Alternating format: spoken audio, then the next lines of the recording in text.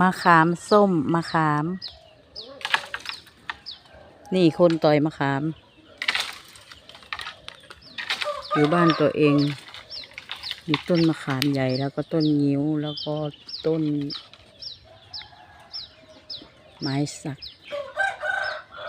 นูนมะพร้าวคนสอยมะขามอยู่นี่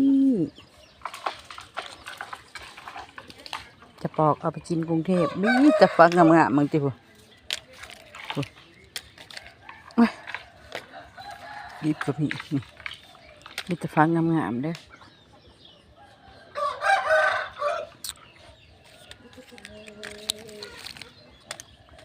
ซื้อเขาก็แพงเติบเด่น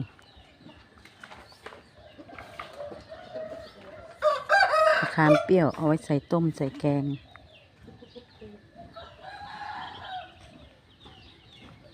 อันนี้เหล้าเขา